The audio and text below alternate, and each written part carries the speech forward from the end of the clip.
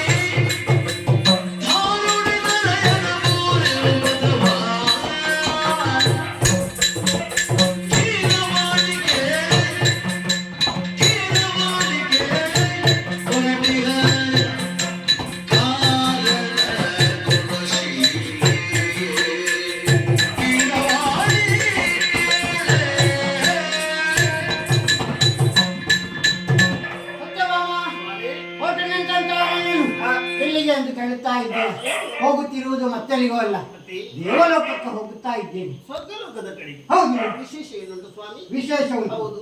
ದೇವೇಂದ್ರ ಬಂದು ಆಡಿದಂತಹ ಮಾತು ಏನಂತೆ? ಆತನಿಗೆ ದುರ್ಡನಂತ ನರಕಾಸುರನಿಂದ ಬಾಧೆ ಉಂಟಾಗಿದೆ ಅಂತ. ಹಾಗಾಗಿ ನರಕ ದೈತ್ಯನನ್ನು ವಧಿಸಿ ದೇವತೆಗಳಿಗೆ ಸಂತೋಷವನ್ನು ಮನಸ್ಸಿನಕ್ಕಾಗಿದೆ. ಹೋಗಿ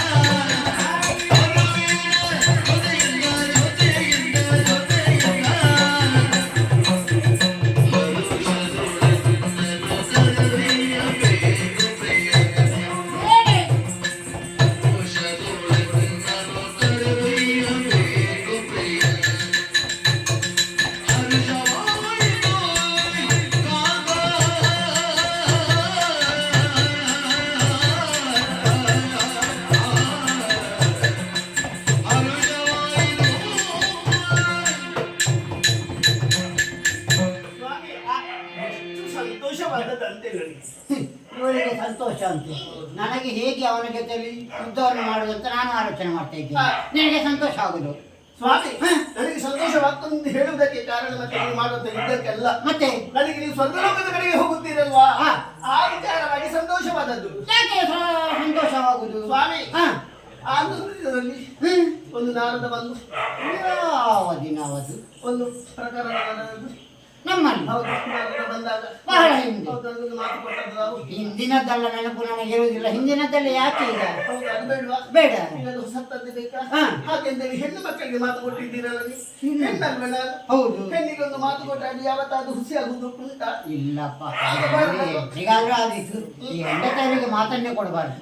ಹೌದಪ್ಪ, ಹೌದಪ್ಪ. ಅದು ಆವಾಗ ಆಲೋಚನೆ ಮಾಡ್ಬೇಕಿತ್ತು. ಹಾಗೆಂದೇಳಿ ಈಗ ಹುಟ್ಟಿದಲ್ಲಿ ಅದು ನೆನಪು ಮಾಡಿದ ಅದು ಸಹ ನೆನಪಿಗೆ ಬರುವುದಿಲ್ಲ ಅಂತ ಹೇಳಿದ್ರೆ ನಾರದರು ಬಂದು ಪಾರಿವಾಳ ಪುಷ್ಪವನ್ನು ತಂದು ಕೊಟ್ಟರು. ನಾರದರು, ಹೋ ಹೋ ಹೋ, ಆ ಕಥೆ. ಆ ಕಥೆ. ಆ ಕಥೆ ನೆನಪಾಯ್ತಾ?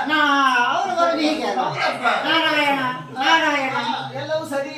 ಅಲ್ಲ, ನೀನೇನು ನಾರಾಯಣ ನಾರಾಯಣ ಆಗುವಾಗ ನೀನೇನು ಹೀಗೆ ಮಾಡುದು? ಹಾಗೆ ಅಲ್ಲ, ಬಂದಲ್ಲ ಬಂದಂತಹ ಸಂತೋಷವನ್ನು ಕಾಣುವಾಗ ನನಗೆ ಒಂದು ರೀತಿಯಾದಂತಹ ಉಲ್ಲಾಸ ಅಂತೇಳಿ ಹಾಗೆ. ಸ್ವಾಮಿ ಹ್ಮ್.